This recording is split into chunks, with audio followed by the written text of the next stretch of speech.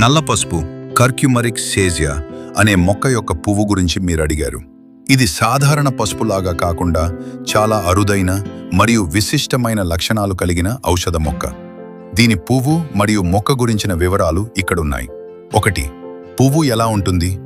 నల్ల పసుపు మొక్క పువ్వులు చాలా అందంగా మరియు ఆకర్షణీయంగా ఉంటాయి. ఇవి సాధారణంగా ముదురు పింక్ లేదా ఎరుపు రంగులో ఉండి పైన ఊదా రంగులో ఉండే చిన్న ఆకులు కనిపిస్తాయి. నిజానికి మనం పువ్వు అని అనుకునే పెద్ద భాగం రంగురంగుల ఆకులు. అసలైన చిన్న చిన్న పసుపు రంగు పువ్వులు వాటి లోపలి భాగం నుండి వస్తాయి. ఈ పువ్వులు సాధారణంగా వర్షాకాలంలో పూస్తాయి. 2. మొక్క గురించిన విశేషాలు. ఈ మొక్క ఆకులు ముదురు ఆకుపచ్చ రంగులో ఉండి ఆకు మధ్యలో పొడవుగా ముదురు ఎరుపు లేదా ఊదా రంగు గీత్ స్పష్టంగా కనిపిస్తుంది.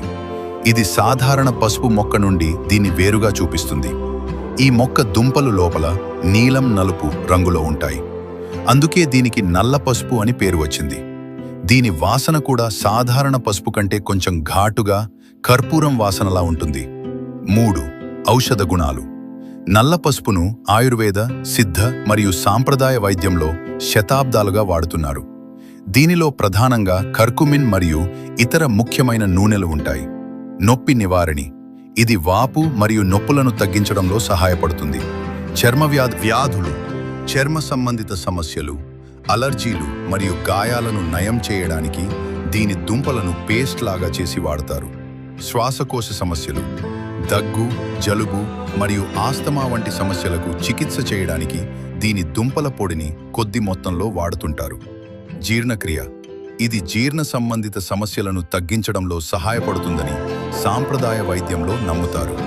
ముఖ్య గమనిక: దీనిని వైద్యపరంగా ఉపయోగించే ముందు నిపుణులైన ఆయుర్వేద వైద్యుడి సలహా తీసుకోవడం చాలా ముఖ్యం.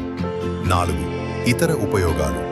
చాలా చోట్ల దీనిని పూజలు మరియు సాంప్రదాయ ఆచారాల్లో కూడా ఉపయోగిస్తారు.